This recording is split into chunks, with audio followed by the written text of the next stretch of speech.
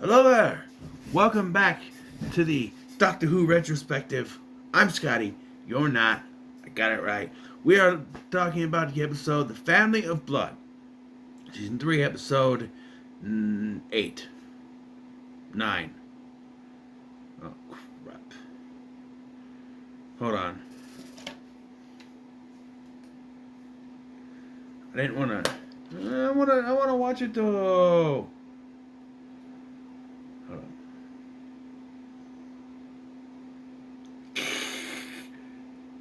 Damn it. I was going to go to the end of this disc.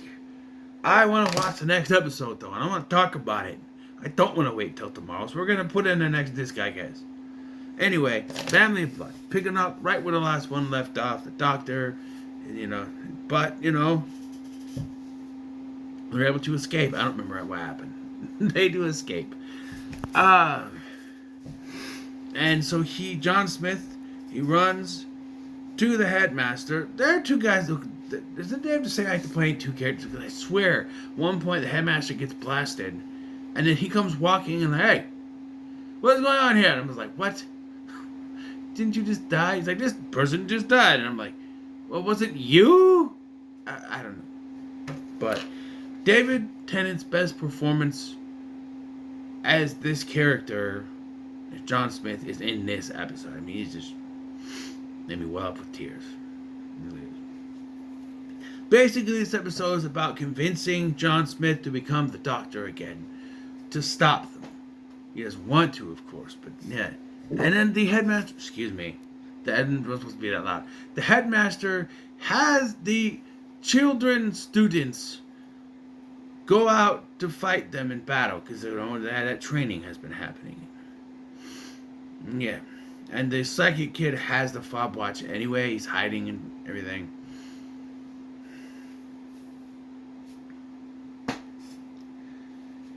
Yeah.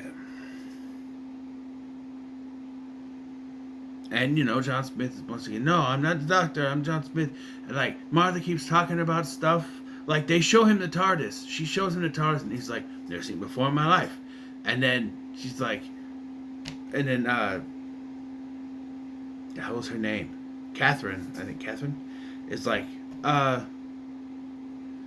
you, in your stories, in your dreams, you in your journal, you wrote about a blue box. You traveled around in a blue box. And he's like,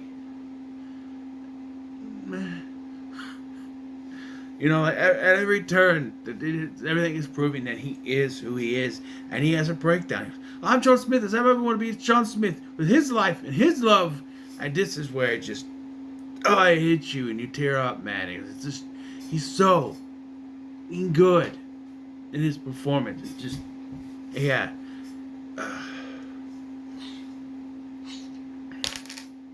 And this.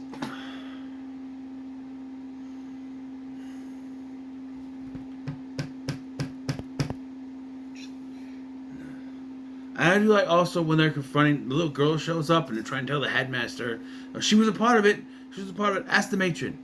Yeah, sir, I don't know. You should probably stay away. He's like, nonsense. Nothing ever caused me to go after this little girl. And she pulls out, you're stupid. It blasts, basically what she said, and blasphemy. He's dead. Yeah.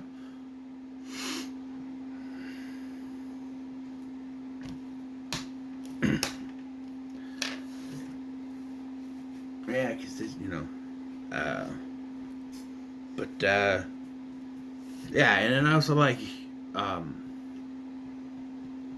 okay, again, they talk about, Martha, when she tries to talk to this guy, she's like, I told you to be quiet, because of her skin, they don't, yeah, it's of that time, but,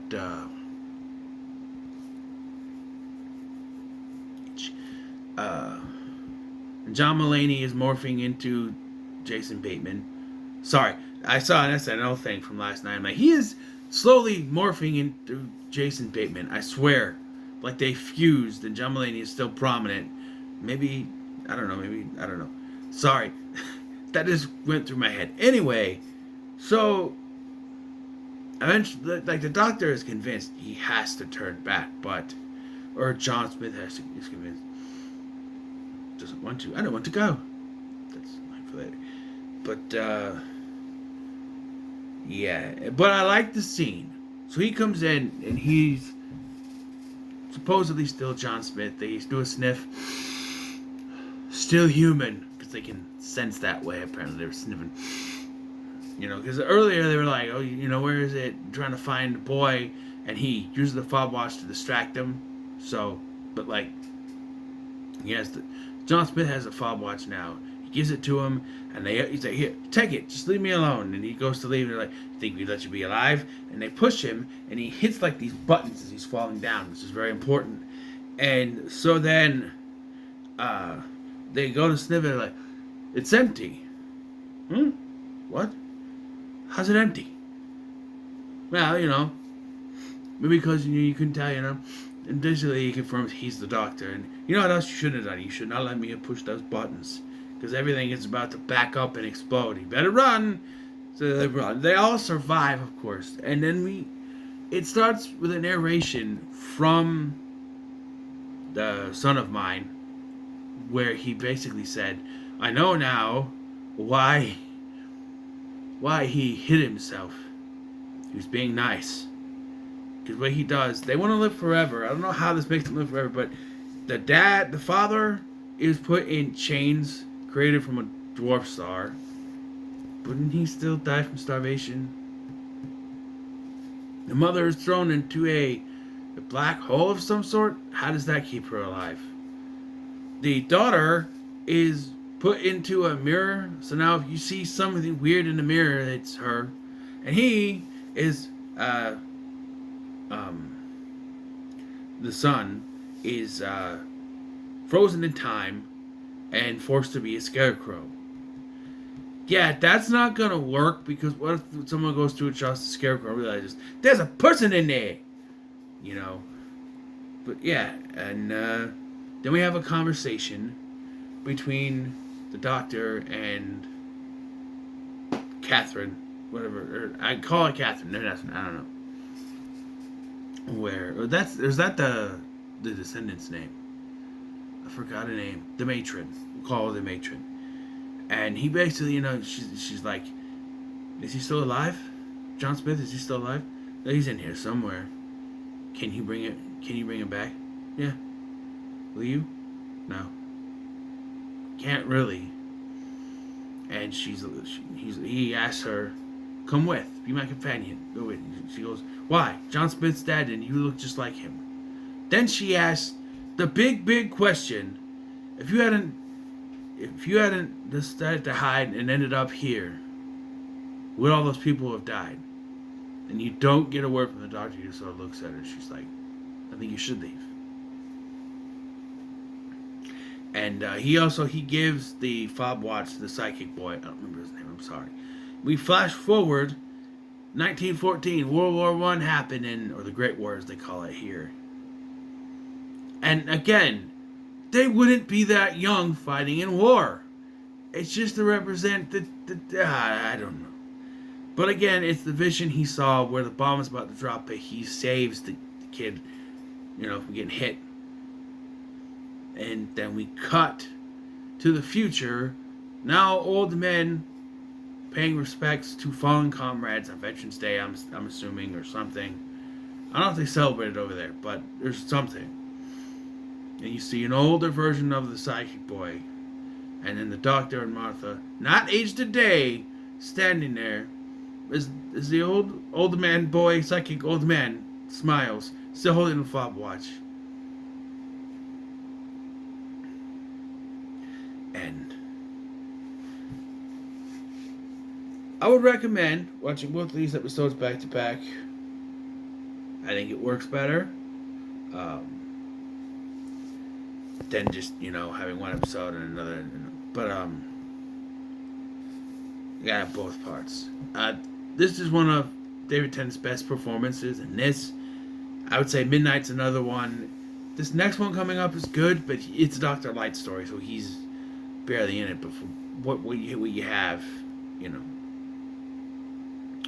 this was good. Like I said, we're on a good streak of good streak of episodes here, and this is another good one. Both parts together work well. The Family of Blood are a dark, vicious villains that somehow have never come back. They appear out of nowhere and then are gone just as quickly. The Doctor has disposed of them, I know, but someone could orchestrate their return. I don't know. I just feel like these are villains known as great villains for the show that don't get any more. It's one of those, they're one-offs where, like, you got a lot of one-offs that are just like, whatever, one-off films, but these are ones that I think, at least personally myself, would like to see a comeback, as impossible as it may seem due to their fates. I don't know. The fact that they're all still alive means that there is a slight possibility, however slight it is. I don't know. Like I said, David Tennant is also, like I said, really good. But you got to give it to Freema Agyeman. Sorry, I'm pronouncing the name. As she has to sort of be the anchor of both of these episodes. While John Smith, the Doctor is not the Doctor, but she's still herself, so she has to try to keep a level head. And all this commotion is going on and trying to convince him of who he is and trying to keep things together. And she does a very good job. Just a little gripe with the script, that to basically kind of stretch out the runtime, we have to have people not listening to other people who know what's going on. Like, there are a few times that the headmaster is told what's going on and he just will not believe it. Mostly because they have the exposition coming from Martha, because it can't come from the Doctor, and because of the color of her skin at this point in time, he refuses to believe anything from her. And especially when she points out the little girl, and he's like, I told you to be quiet.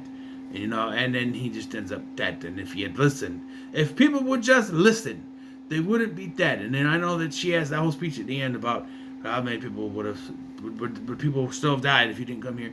Well, no, they wouldn't have died, but also if they would have listened instead of being fucking stupid and being stubborn, then they probably would have survived too, Probably, maybe, kind of, sort of. But, I don't know. Yeah, it's pretty good. So, no, but now, that was good. Oh, baby, you ain't seen nothing yet. Bam, bam. Because up next, we're going with my personal favorite and a lot of people's personal favorite episode of the show. We're doing Blink, baby. Oh yeah, it's that time. It's time. It's time. It's Blink time. And we'll talk about that pretty soon. So, what are your thoughts on this episode? Let me comment, make sure you like, share, and subscribe. Thanks for watching. I'm Sky, and I'll see you in the next one.